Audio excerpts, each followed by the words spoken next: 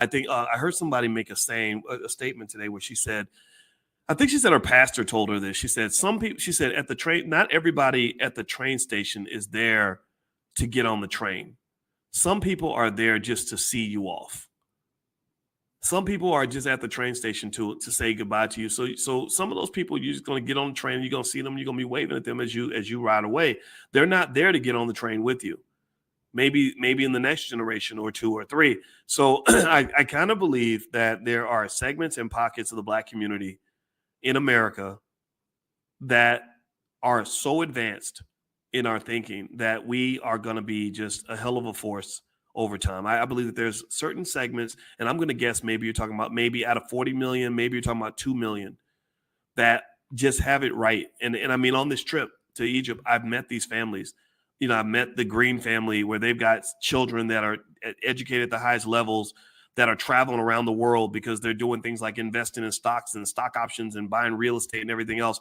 I talked to, a father and daughter who are literally investing together, as a family because of this. And the daughter and the father were telling me about everything that they're doing.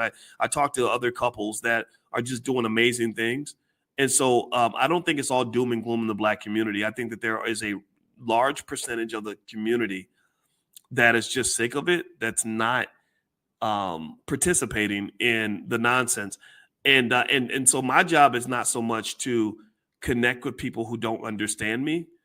I can't do that very well because I'm not, maybe my own trauma makes me not patient enough to really talk to somebody who's determined to be ignorant. If you're determined to be whoever you are, if you're determined to believe this doesn't work, then that's okay. I'm not going to interfere with that process. But I'm really here to be a cheerleader for those of you who get it, right? I'm here to kind of say to you, don't be afraid. I'm here to say to you that you can do more.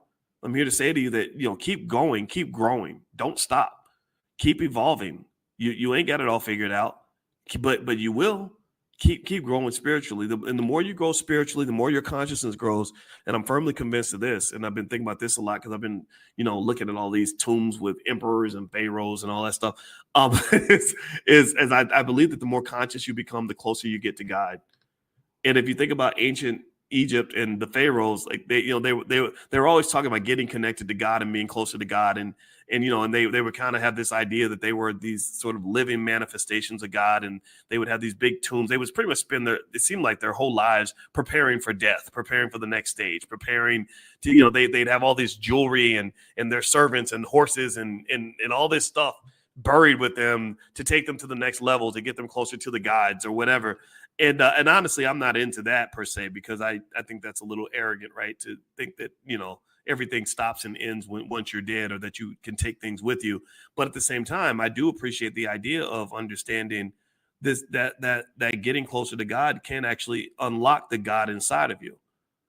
The more conscious you become, the more you realize that the limitations that are set by your flesh and blood and your human emotions, things like, for example, things like jealousy.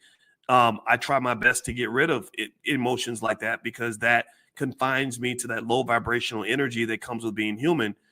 So I told my wife, I said, I don't just love you, I care about you. Because there's a lot of people that love you, but I can love anything. I can love a car. I can love a chair. I got a MetaQuest. I love my MetaQuest because I can play virtual golf, but that doesn't mean I care about the car. It doesn't mean I care about the chair. It doesn't mean I care about the MetaQuest, right? So caring about something is deeper than loving something. If I love you, that just means you're a possession. You could be somebody that, so that means I love you as long as you are doing what I need you to do and you are here for me in the way that I need you to be here for me. But me caring about you means that I'm going to want you to do well, even if it's not in my benefit. That's more of a spiritual thing.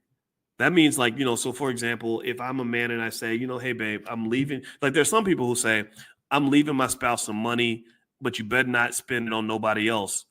And a person that cares about you would say, I'm leaving you money and I'm going to be gone. So I want you to have a happy life. And if that means marrying someone else, then I want you to do that. As I just pick somebody that's going to treat you well, because I want you to do well.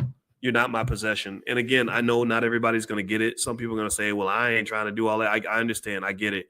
But that's been part of my journey here. And so I think ultimately as Black people, one of the things that I kind of see, because, I've been traveling quite a bit lately. I travel a lot normally. Normally I take 50 trips a year, but this past few weeks, I was in Europe for a long time, and then now I've been in Africa for a while.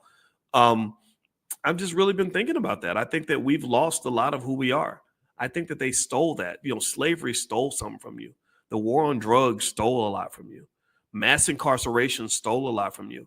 And it's created the monkey shit culture that has us operating on the level, on the vibration of animals to some extent. Like, it's gotten us to the point where we are degrading ourselves, embarrassing ourselves, destroying ourselves, and not doing things that are going to lead to longevity for our community. So anyway, do me a favor, please hit the thumbs up button, thumbs up, share, subscribe.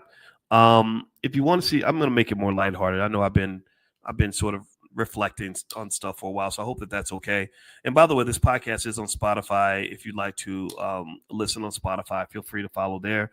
Here's some pictures from Egypt if you guys want to take a look. This is me and my wife, and some of the stuff here. If you haven't visited, you got to come. It's amazing, and the people are extraordinary, and the food's been really good on the trip. They're treating us really well. Shout out to Jay Cameron, who set all this up.